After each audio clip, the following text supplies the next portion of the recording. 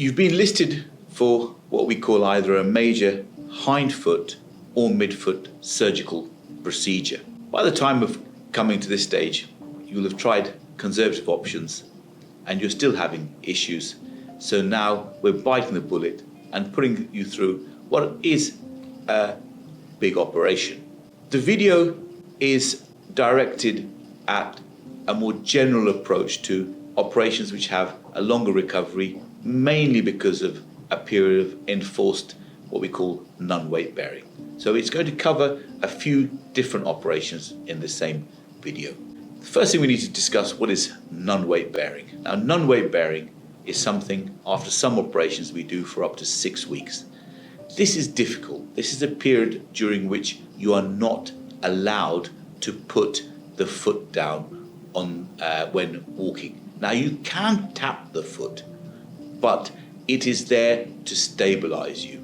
What it means is that you're not putting load through the foot. So, for example, brushing your teeth, you can put the foot down, but when you're walking, you're not going to be putting any load through that foot.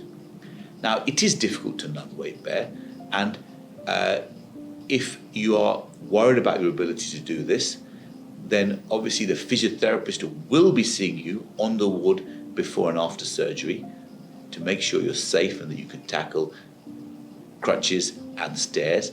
But also, if you feel that you'd feel more reassured, then do contact me before the operation and I can set up for you to see the physiotherapist in the outpatient ahead of the procedure, so a couple of maybe by a week or two, so you can put any simple measures in place that you may wish to. As well as the crutches, there is an alternative which I find very useful for my patients, which is to use something called a knee scooter. There are different brands and their function is essentially the same. It allows you to cradle the leg on the scooter, meaning that you're not having to then use the crutches. Now, obviously you can't use it on stairs, or if you have stairs within the same floor, then it may not be suitable for you. But it's a convenient medium for you to rest up, make some tea, make some coffee, maybe even cook a small meal, and gives you somewhere to rest the leg. It is quite stable and you are very mobile with it. So it's something to consider to help you along on this potentially difficult journey. Major surgeries have risks and we have to talk about them today. There are the commoner risks. Any operations you get swelling, and it's not uncommon to get quite a lot of swelling after this operation, though it usually will resolve, but it can sometimes take even a year or so for the swelling to go away. The reason being that your muscle pump in your calf will have withered slightly and will not be as effective at eliminating the swelling. Infection is a risk and it can be quite serious sometimes. The chance of serious infection is low, but it can be quite difficult to manage in these cases, sometimes necessitating further surgery.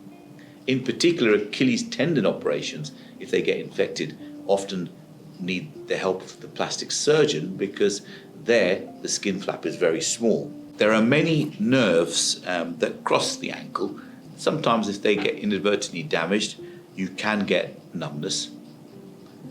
Pain is also possible after the operation because it's a big procedure and sometimes things just hurt, but the obvious aim of the operation is to reduce the pain from the condition. Things we do need to talk about in particular are, if you're having a fusion operation, is you will be using hardware or metalwork to hold the fusion in place. Sometimes that metalwork can annoy you and may need to be removed at a later stage. If you're having surgery for a fusion, then sometimes a fusion doesn't take. Remember, it's an operation where I'm setting the bones in the right place, but the final healing has to be done by you and by your body.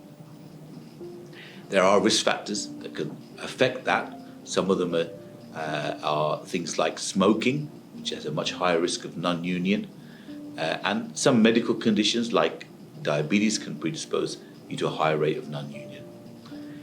If the bone doesn't mend, then it might necessitate further surgery. Sometimes it does mend, but it just takes a lot longer than the 3 months that we were anticipating. If we're having a major operation on the Achilles tendon, then there is obviously the increased risk of wound problems, which can be very difficult to manage, but can be managed. And be aware that even if you have had surgery to Achilles tendon, there is one additional risk that you can still re-rupture the Achilles despite our best efforts. How can you prepare for this type of surgery? Well, on the day when you come into hospital, you may have contacted us and we may have got you to see the physiotherapist before.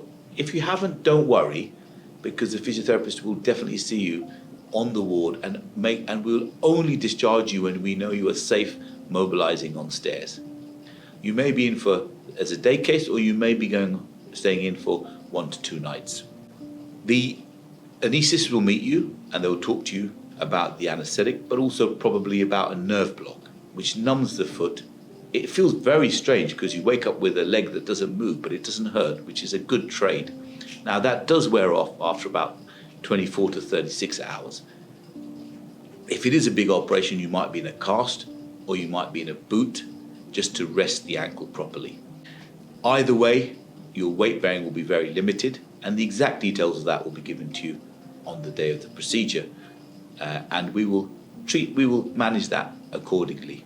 You'll need to start thinking about the medication, and the nurses will give you medication to manage the pain, but also because you're non-weight bearing, you will be given blood thinners either in an injection or tablet form.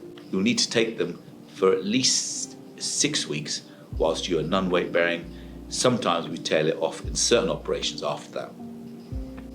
When you do go home, you obviously may have to adjust things or have to adjust things before coming in around the house.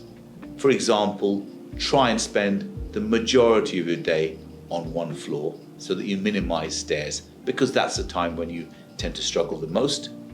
You may have had to put in some alternative bathing or showering facilities. It's definitely worth getting a shower bag protector for your leg, which you can get online or we'll provide it to you in the hospital. Do think about things like shower stools, just so that you can sit down and shower more safely. Be prepared that you won't be able to make meals or like you were used to, so have a lot of food stocked up or getting a little bit of extra help. And obviously if you have family around, it all makes things a little easier. I tend to see you at the 2-week mark, and for the first 2 weeks you're just going to be resting in different rooms in the house with a leg up, reading a book, watching TV or chatting with friends.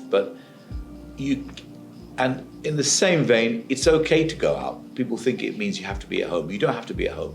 But if you're going, for example, to a friend's house, sit there with the leg up. If you're going to the pub or to the restaurant for a break, put the leg up on a stool out in the restaurant to minimize swelling, because as it swells, it hurts and also it compromises the wounds.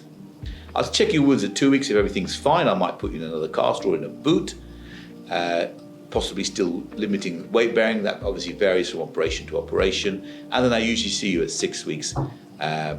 If we need to do any x-rays, we'll do them around that time. If we're going to get you weight bearing, then that usually starts around the 6-week mark, and for that we'll give you any device such as a boot that you need or require. If you have further questions about your recovery, do first read the leaflet on my website, and obviously if you have any other queries, then you can always email the office and I'll be happy to answer them for you. What we don't want you to do is come to the surgery on the day of the operation worried. We hope we'll have answered all your queries before that.